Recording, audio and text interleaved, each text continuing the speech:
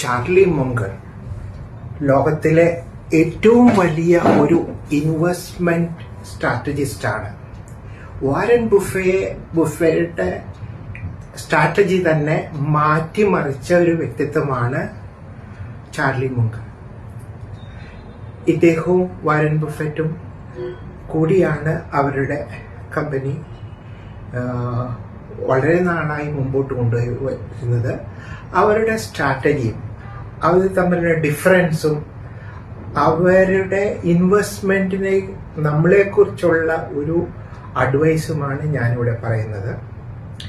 Basics same ആണ്, except last strategy.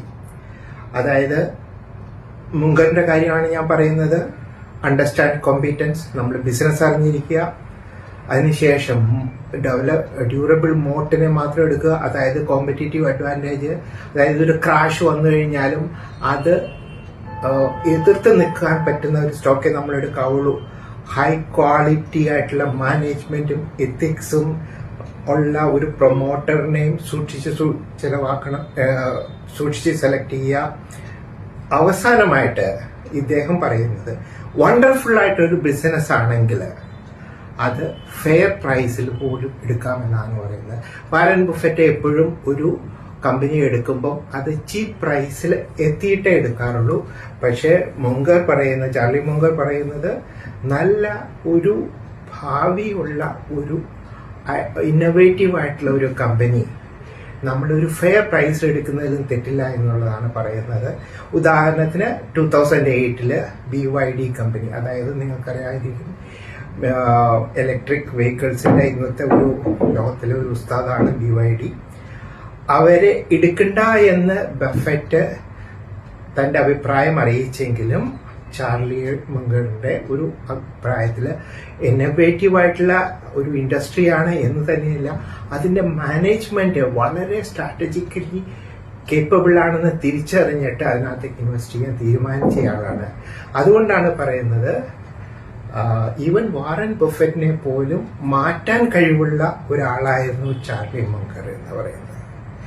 ഇനി ഞാനിവിടെ എംഫസൈസ് ചെയ്യുന്നത് അദ്ദേഹം നമുക്ക് തരുന്ന ഒരു റിട്ടെയിൽ ഇൻവെസ്റ്റേഴ്സ് അല്ലെങ്കിൽ ഒരു സാധാരണക്കാരന് തരുന്ന ഒരു ഇൻവെസ്റ്റ്മെന്റ് ഐഡിയയെ കുറിച്ചാണ്. അത് ആദ്യമേ തന്നെ അദ്ദേഹം പറയുന്നത് അത് ബോറിംഗ് ആണ്, അത് നിങ്ങൾക്ക് ആദ്യമേ തന്നെ ഒരു ഇൻസെന്റീവും തരില്ല. പക്ഷെ ഇത് നിങ്ങൾ ഈ സ്റ്റെപ്സ് ഈ ഓർഡറിൽ തന്നെ നിങ്ങൾ ഫോളോ ചെയ്തു കഴിഞ്ഞാൽ നിങ്ങൾ കാലങ്ങളെത്തുമ്പോൾ നിങ്ങൾ ഒരു വലിയ ഒരു ധനത്തിന്റെ ഉടമയായിരിക്കും, അഥവാ ബില്യണർ ആയിരിക്കും എന്നതാണ്. ആദ്യമായിട്ട് നമ്മൾ ചെയ്യേണ്ടത്, ഇപ്പോൾ ഏത് ഏജിൽ നമുക്ക് ഇൻവെസ്റ്റ്മെന്റ് സ്റ്റാർട്ട് ചെയ്യാം, പക്ഷെ നമ്മൾ ആദ്യമായിട്ട് ചെയ്യേണ്ടത് എന്താണെന്ന് വെച്ചാൽ നമ്മൾ ഒരു എമർജൻസി ഫണ്ട് ഉണ്ടാക്കുക എന്നുള്ളതാണ്. ആദ്യമേ തന്നെ സ്റ്റോക്ക് ഇടാനോ അല്ലെങ്കിൽ ബിസിനസ് തുടങ്ങാനോ അല്ല, നമ്മൾ ഒരു എമർജൻസി ഫണ്ട് ഉണ്ടാക്കുക. അതിന് പുള്ളിയുടേതായിട്ടുള്ള, ഇത് ഒരു അമേരിക്കൻ ബാക്ക്ഗ്രൗണ്ടിലാണ് പറയുന്നത്, പക്ഷെ എന്താണ് ഇന്ത്യൻ ബാക്ക്ഗ്രൗണ്ടിലേക്ക് നമുക്ക് കൺവേർട്ട് ചെയ്തെടുക്കാവുന്നേ ഉള്ളൂ. ഒരു പ്രെഡിക്റ്റബിൾ മന്ത്ലി ഇൻകം ഉള്ള ഒരാൾക്കാണെങ്കിൽ ഒരു 3 months സർവൈവ് ചെയ്യാനുള്ള നമ്മുടെ കയ്യിൽ വേണം. അഥവാ ഒരു ബിസിനസ്സുകാരനാണെങ്കിൽ ഒരു 6 months സർവൈവ് ചെയ്യാനുള്ളത് വേണം. ഒരു കമ്മീഷൻ ആയിട്ട് നമ്മൾ ജീവിക്കുന്ന ഒരാളാണെങ്കിൽ 9 months സർവൈവ് ചെയ്യാനുള്ള എമർജൻസി ഫണ്ട് നമ്മുടെ അടുത്ത് ആദ്യം ഉണ്ടാക്കുക എന്നുള്ളതാണ് first step of investment. Stock, share അങ്ങനെയുള്ളതല്ല എന്നാണ് അദ്ദേഹം പറയുന്നത്. പിന്നെ നമ്മുടെ കടങ്ങൾ ആദ്യം തീർക്കുക എന്നുള്ളതാണ്.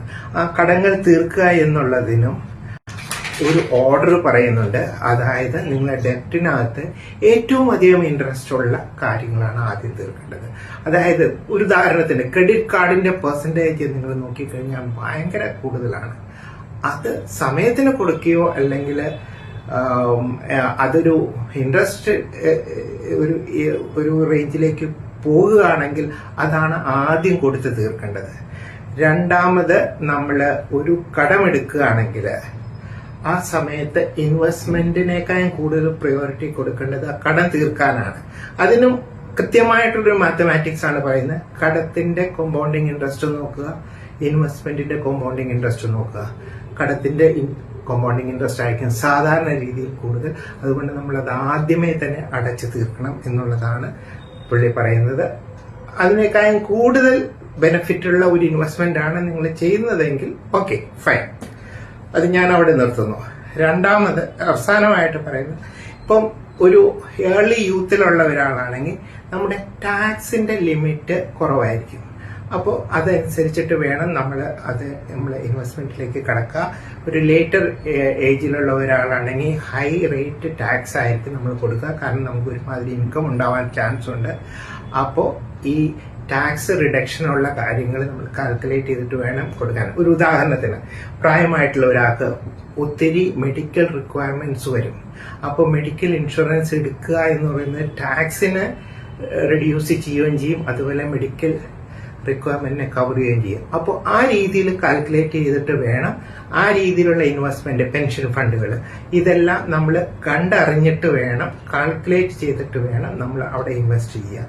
ഇതിനെല്ലാത്തിനു ശേഷമാണ് ഇൻവെസ്റ്റ്മെന്റ് അഥവാ സ്റ്റോക്കിൽ അഥവാ ബോണ്ട്സിൽ ഒക്കെ ചെയ്യേണ്ടത് എന്നാണ് പറയുന്നത്. ആ ഇൻവെസ്റ്റ്മെന്റിന്റെ കാര്യം ഞാൻ ആദ്യമേ പറഞ്ഞു. നമ്മൾ പല സ്ട്രാറ്റജി, പല സ്റ്റെപ്സ്, പല ഐഡിയകൾ കൂടിയിട്ട് അവസാനം നമ്മൾ എങ്ങനെ സ്റ്റോക്കിനകത്ത് ഇൻവെസ്റ്റ് ചെയ്യണം എന്നുള്ളതാണ്. ഇത് ഇഷ്ടപ്പെട്ടെങ്കിൽ ലൈക്ക് ചെയ്യുക, ഷെയർ ചെയ്യുക, സബ്സ്ക്രൈബ് ചെയ്യുക. എന്താണെങ്കിലും ഒരു സെബി രജിസ്റ്റേർഡ് ആയിട്ടുള്ള ഒരു ഇൻവെസ്റ്റ്മെന്റ് സ്ട്രാറ്റജിസ്റ്റിന്റെ അഡ്വൈസോട് കൂടി മാത്രമേ നിങ്ങൾ ഇൻവെസ്റ്റ് ചെയ്യാവുള്ളൂ. Wish you all the luck. Thank U.